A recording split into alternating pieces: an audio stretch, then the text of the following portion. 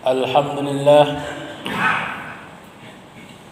Alhamdulillahilladzi anzala as-sakinata fi qulubil mu'minin liyazdadu imanan ma'a imanihim. Asyhadu an la ilaha illallah wahdahu la syarikalah wa asyhadu anna sayyidina Muhammadan abduhu wa rasuluh alladzi la nabiyya ba'dah. Allahumma salli wa sallim wa barik ala sayyidina Muhammad wa ala alihi wa sahbihi ajma'in. Ayyuhal hadirun al-kiram, inni usikum wa iyaya bittaqwallah. Ittaqullaha haqqa tuqatih wa la tamutunna illa wa antum muslimun. Qala Allah Ta'ala fil Qur'anil Karim, A'udzu billahi minasy syaithanir rajim. Bismillahirrahmanirrahim. Summa la'atiyannahum min bayni aydihim wa min khalfihim wa an aymanihim wa an sama'ilihim wa la tajidu aktsaruhum syakirin. Shadaqallahul azim. Ma'asyiral muslimin, sidang jemaah Jumat yang berbahagia, puji dan syukur kita panjatkan kehadirat Allah Subhanahu wa taala yang senantiasa melimpahkan rahmat dan karunia-Nya kepada kita, sehingga pada Jumat yang ketiga ini di bulan September kita diberikan Allah kesempatan hadir di masjid yang megah ini, di masjid yang mulia ini, dalam rangka menghambakan diri kita kepada Allah Subhanahu wa taala. Arti menghambakan itu kita yang berharap kepada Allah Subhanahu wa taala, bukan sebaliknya. Salawat dan salam ke arwah Nabi besar Muhammad sallallahu alaihi wasallam. Allahumma salli ala sayyidina Muhammad wa ala ali sayyidina Muhammad. Beliaulah yang telah bermati-matian mengembangkan nilai-nilai keimanan di alam jagat raya ini, mengembangkan nilai-nilai ketaatan di permukaan bumi ini, agar menggiring manusia senantiasa taat kepada Allah Subhanahu wa taala. Di samping perjuangan Rasulullah mengajak ataupun menggiring umat muslim ataupun umat manusia ini kepada jalan taat kepada Allah Subhanahu wa taala, tentu ada yang menghalang-halanginya. Siapakah yang menghalang-halanginya itu? Dari segi ataupun aspek yang terjelasnya adalah itulah syaitan. Inna syaitana lakum aduwwum mubin fattahizuhu aduwa. Itu di ayat lain lagi itu. Sesungguhnya syaitan itu adalah musuh yang nyata bagi kamu. Ayat lain Allah menyampaikan, maka jadikanlah syaitan itu juga sebagai musuh, bukan sebagai teman. Jika iblis ataupun setan itu dijadikan sebagai musuh, maka insya Allah italah yang hadir di masjid yang kita muliakan ini. Jika iblis dan setan itu menjadi teman terhadap manusia, itulah mereka yang terbuai dengan waktu, yang terbuai dengan kepentingan pribadi, yang telah mereka tinggalkan kewajiban yang Allah wajibkan kepada kita untuk menunaikan ibadah sholat Jumat ini. Ini pun tidak lama, sekitaran 1 jaman, 20 menit khutbah Jumat, dan lebihnya nanti sebelum Jumat dan pelaksanaan sholat Jumat cuman 1 jam. Ini yang kita laksanakan 1 kali seminggu, bukan pula tiap hari. Tapi kadang-kadang manusia itu disebabkan kepentingan yang telah tersusun dalam jadwal kehidupannya itu sehingga tertinggal. Kalau dunia ini dikejar saudara, kalau dunia ini dikejar bapak-bapak, dia semakin lari. Semakin banyak harta yang kita miliki, semakin berkurang. Tetapi jika manusianya itu tertanam jiwa rasa syukur yang dalam dadanya itu, murni dia merasakan apa yang telah Allah berikan kepada ia itu murni titipan Allah, harta yang ia miliki itu semakin dekat dia terhadap Allah Subhanahu wa taala. Mudah-mudahan kiranya begitulah kita yang hadir sidang jemaah yang saya muliakan. Sebelum khatib menyampaikan isi khutbah singkat pada hari ini, sebagaimana biasanya khatib mengajak kepada kita seluruh jemaah yang hadir agar senantiasa meningkatkan ketakwaan kita kepada Allah Subhanahu wa taala. Karena dengan takwa inilah yang senantiasa menjadikan benteng dalam diri kita agar senantiasa tergiring pada nilai-nilai ketaatan meskipun badai menghadang, meskipun ujian yang kita terima setelah sekian lama pandemi ataupun Covid yang telah terjadi di daerah tempat tinggal kediaman kita. Mudah-mudahan apapun yang terjadi dalam kondisi kita, senantiasa kita dekatkan diri kita kepada Allah Subhanahu wa taala. Apa kata Allah dalam Al-Qur'an? Ana aqrabu min habalil warid. Ana aqrabu min habalil warid. Saya lebih dekat kepada kamu daripada tali leher kamu kepada diri kamu, kata Allah. Lalu ada yang bertanya, lebih dekat lagi Allah kepada kita daripada tali leher kita. Tali leher ini sudah berada pada posisi tubuh kita. Lebih dekat lagi Allah, jangan bayangkan. Disitulah kawasan keimanan itu. Hanya diimani, jangan dipikir-pikirkan. Sehingga apapun yang diminta oleh manusia itu senantiasa dia yang taat kepada Allah, maka Allah akan kabulkan. Udu'uni astajib lakum. Minta kepada aku, kata Allah, akan aku berikan. Corona datang, kan banyak orang yang beralasan kehidupan saya begini Pak Ustadz, kehidupan saya begini. Jangan permasalahkan, jangan menjadi penghalang situasi yang ada. Minta kepada Allah sungguh-sungguh, lakukan apa yang bisa kita lakukan. Allah telah jamin, wa ma min dabbatin fil ardi illa 'alallahi rizquha. Tiada yang melata di permukaan bumi ini, Allah yang menanggung rezekinya. Jangan kita permasalahkan. Jangan berburuk sangka terhadap yang macam-macam begini begitu. Akhirnya apa yang akan terjadi? Akal sehat dan pemikiran kita nanti yang terlebih dahulu mengalami penyakit ataupun kesakitan. Insyaallah, wa may yattaqillaha yaj'al lahu min amrihi yusra.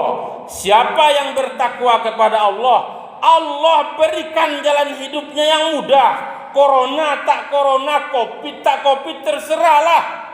Yang penting urusan kita, tunaikan kewajiban, tunaikan perintah, jauhi larangan, rezeki ini itu bla bla bla. Allah yang atur. Itu aja. Saudara-saudara sidang jemaah Jumat yang saya muliakan, kenapa ini saya singgung sedikit? Ini kan ada berita-berita lagi, saya belum tahu pasti. Jakarta akan kembali diadakan apa namanya itu? PSBB. Jakarta akan diadakan kembali PSBB total. Lalu banyak keluarga-keluarga, saudara-saudara kita yang berpikir, oh ini Padang kan sekarang sudah bertambah lagi. Kemarin siang saya telepon dokter sebuah rumah sakit mata. Rumah sakit itu katanya dari hari Kamis kemarin sampai Minggu ditutup. Rumah sakit itu ditutup karena apa? Ada salah satu karyawan atau dokter atau siapa kemarin katanya itu yang tergejala. Oh ini nanti PSBB lagi Sumatera Barat. Itu yang seranah-ranah yang harus kita pahami adalah di kawasan yang perlu kita bisa ikut campur ataupun kekuasaan kita, boleh kita laksanakan. Tetapi mereka penguasa, mudah-mudahan mereka juga punya keluarga. Tak mungkin mereka menyanyiakan warga ataupun keluarga kita yang ada di Sumatera Barat ini. Mereka memberikan yang terbaik. Jikalaulah kondisi ini kembali normal, Allah nanti kembalikan kehidupan kita pada tatanan ekonomi yang biasa. Memang ada sedikit merosotlah bagi kalangan ekonomi ataupun yang lain-lainnya, ataupun pegawai-pegawai perkantoran. Kemarin juga ada keluarga yang mengatakan, pegawai yang bekerja itu sudah dibagi dua, separuhnya itu masuk shift siang, separuhnya shift malam. Itu teknis itu yang diberikan demi untuk mengantisipasi kondisi yang ada. Mudah-mudahan kita selaku umat muslim, kondisi ini kita minta kepada Allah Subhanahu wa taala agar segera pulih kembali. Ma'asyiral muslimin, sidang jemaah Jumat yang berbahagia. Masuk kita kepada ayat yang Hatib bacakan di awal tadi.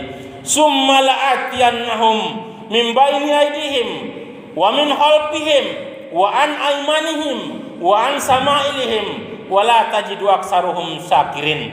Sebelum ayat ini saya kasih cerita singkat terlebih dahulu. Suatu ketika bapak-bapak, saudara-saudara, datanglah iblis itu. Datang iblis ini berbentuk wujud manusia kepada Rasulullah sallallahu alaihi wasallam. Coba bayangkan, pernah tidak terjadi dalam kehidupan kita ini datang iblis secara berbentuk manusia berpapasan dengan kita? Belum pernah. Lalu apa yang disampaikan oleh iblis ini? Assalamualaikum ya Rasulullah. Waalaikumsalam, dijawab oleh Rasulullah. Sebelum iblis ini berbicara apapun terhadap Rasulullah, Rasulullah sudah tahu persis bahwasanya yang datang ini adalah iblis. Coba bayangkan betapa hebatnya Rasulullah itu. Menantang, ditanya oleh Rasulullah SAW, menantang, dijawab oleh iblis. Ini dia murni jujur. Ke Rasulullah nggak berani bohong-bohong dia. Anak iblis, saya iblis Rasul. Ditanya kembali oleh Rasulullah SAW, lima zajita, kenapa engkau datang ke sini? Ditanya oleh Rasul, dijawab kembali oleh iblis ini, innallaha amaroni an atika wa ujiba an kulli ma sa'altani ilayya. Allah menyuruh aku untuk mendatangimu. Allah menyuruh aku untuk mendatangimu dan menjawab apa saja yang engkau tanya kepadaku, kata iblis ini. Lalu apa kira-kira yang ditanya oleh Rasulullah kepada iblis itu? Apa yang disampaikan oleh Rasul? Kam min ummati ihwanuka finnar. Berapa golongankah umatku yang bekal menjadi temanmu dalam api neraka? Lalu dijawab oleh iblis ini, asruna parim min ummatik ikhwani finnar. 10 golongan manusia yang akan menjadi temanku di dalam api neraka. Tentu yang 10 ini tidak bisa saya sampaikan secara panjang-panjang, poin-poinnya saja supaya waktu Jumat kita nanti tidak terlalu lama. Yang pertama, siapakah yang disampaikan iblis ini? Adalah hakimun jair, hakim yang curang. Ini level pertama ternyata. Hakimun jairun, hakim yang curang. Maka bapak-bapak, saudara-saudara, tengok logo ataupun lambang kejaksaan ataupun sejenis bagian hukum-hukum itu adalah timbangan logonya itu. Timbangannya itu lurus ke atas begini, ada yang anting-antingnya ke bawah sama. Artinya apa? Mereka harus bertindak dengan seadil-adilnya. Katakan benar adalah benar, salah adalah salah. Jangan terbalik. Karena ada penguasa ataupun kuasa hukum yang didatangkan dengan berskala nasional, yang A menjadi B, B menjadi A, C menjadi C, bolak-balik sehingga yang menuntut menang, tetapi dia pada kondisi yang salah. Di dunia ini bisa dia menang, saudara. Di dunia ini dia bisa menang bapak-bapak, saudara-saudara sekalian. Tapi setelah dia berpindah ke alam kubur ataupun ke alam mahsyar nanti, dia akan mengalami penyesalan yang semakin panjang. Yang kedua, ghaniyum mutakabbir, orang kaya yang sombong. Orang kaya yang sombong artinya apa? Dia merasa lebih dari segala-galanya. Tahukah bapak-bapak, saudara-saudara, manusia ini lahir dari permukaan bumi ini dalam kondisi apa? Tidak membawa sebenang apapun. Meninggal manusia di permukaan bumi ini, apa yang ia bawa hanya sehelai ataupun 3 helai kain kapan. Harta benda yang berbendaharaan hidup yang dicari selama 70 tahun, 75 tahun, dan berapapun usia yang telah ia terima, itu akan tinggal semuanya.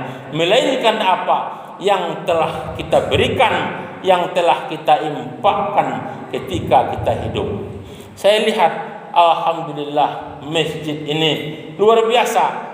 Di tengah beberapa perumahan yang tidak terlalu begitu elit, kondisi masjid seperti ini sudah alhamdulillah. Tentu yang membangunnya bukan dari orang jauh, bukan dari orang yang sana. Siapa yang membangun ataupun melestarikan kondisi masjid itu adalah ahlul masjid, keluarga ataupun sekitaran masjid. Itu tanggung jawab kita bersama. Pernah saya tak sebut di mana tempatnya, muazin pun tak ada. Muazin pun tak ada di masjid itu. Di lantai itu berserakan, tai apa semuanya berserakan, tidak terurus. Padahal di sekelilingnya itu ada warga. Artinya apa? Kesadaran jiwa tidak ada dalam mengembang nilai-nilai ketaatan kepada Allah Subhanahu wa taala. Yang ketiga, tajirun khainun. Saya langsungkan semuanya dulu. Yang ketiga, tajirun khainun, pedagang yang khianat. Yang keempat, al-qattat, tukang-tukang fitnah. Yang kelima, saribul khamar, orang yang peminum-minum. Yang keenam, sahibur riya, orang yang suka pamer. Yang berbuat ketika ada orang, magih ketika ada orang, banyak nyempakkan ketika orang ramai. Indah ada orang yang nak bayimpak, contoh. Artinya apa? Kita memberi, ada atau tidak ada orang, prinsipnya itu tangan kanan yang memberi, tangan kiri tidak tahu sama sekali. Bapak punya duit, bapak punya duit, tak perlu istri tahu berapa bapak infakkan. Itu bukan urusan dia. Urusan dia apa? Belanjanya. Belanjanya per minggu berapa keluarkan. Mau infakkan kemana? Ke masjid, ke Palestina. Oh yang ini itu yang corona, hak kita. Yang mencari kita, yang menafkahkan kita, menginfakkan kita. Tak ada hak orang lain mengurus di situ. Ada atau tidak ada orang lain, itulah yang komitmen nilai ketaatan tadi. Yang ketujuh, akilu malal yatim, orang yang memakan harta anak yatim. Yang kedelapan, al mutahawinu bis shalah, orang yang menganggap enteng dengan solat. Jam 2 baru luhur kan sampai setengah empat kurang 10. Sumbayang luhur jam setengah empat kurang seperempat. 5 minit lagi masuk waktu asar, salah. Masuk waktu kerjakan. Yang kesembilan, mani'uz zakat, orang yang tidak mau mengeluarkan zakat.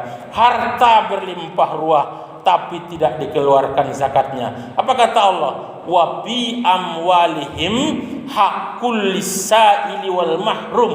Di dalam harta kamu itu ada hak orang-orang yang peminta, ada hak orang-orang yang perlu dikasih sayangi.